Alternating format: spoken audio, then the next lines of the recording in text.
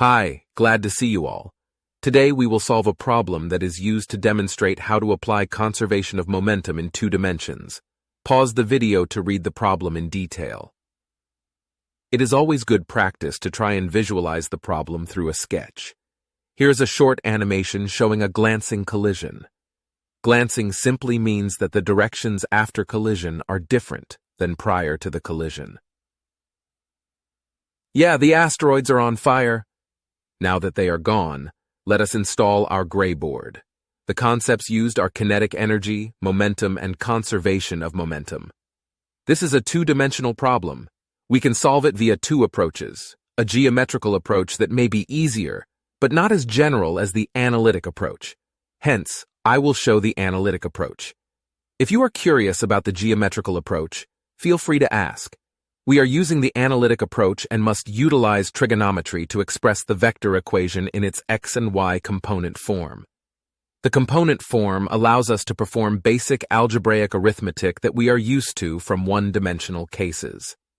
The system of 2 algebraic equations will provide us with enough information to solve for the speeds of the 2 asteroids.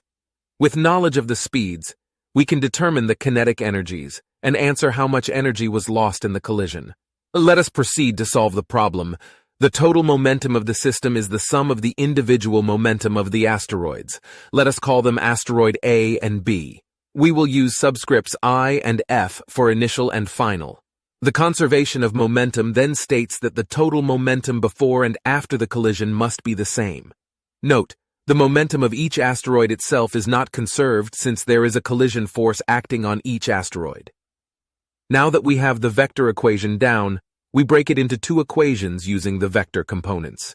I will use a standard XY Cartesian coordinate system. The momentum can be written out in terms of mass and velocity. Now, we are ready to explore the components of the velocity vectors.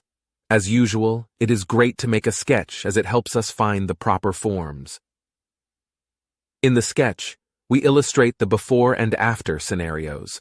Initially, only asteroid A is moving in the positive x direction, while asteroid B is at rest. After the collision, they are moving off the x-axis. In the sketch, we can visualize right-angle triangles to determine the components of the 2 velocity vectors. We notice that both x components are positive, while asteroid A has a positive y component, and asteroid B has a negative y component. Using basic trigonometry, we determine the components in terms of the speed of the asteroids and the angle of motion. Phew, almost there. This is a lot of work. You are all doing great, so stay with me. Okay, knowing the masses are equal, we can divide the mass out of all terms, and then we insert the newly found velocity components. This system of 2 equations have the 2 unknowns we are looking for. Inserting numbers and using your favorite method to solve 2 equations with 2 unknowns, we get the answers we are looking for. In part B, we are looking for how much kinetic energy is lost in the collision. Initially, only asteroid A contributes to the kinetic energy since asteroid B is at rest. We have all the information needed to determine the initial and final kinetic energy of the system. The problem is similar to finding percent error, and after plugging in numbers, we get our answer. In the collision, temperature rises. There are sound waves. Some deformation may take place and so forth. All these are examples of energy transfer, and the kinetic energy is therefore not conserved. That was a lot of work. Thank you for staying with me. This is a very important principle in solving process, so if you have questions, reach out for help. Adios.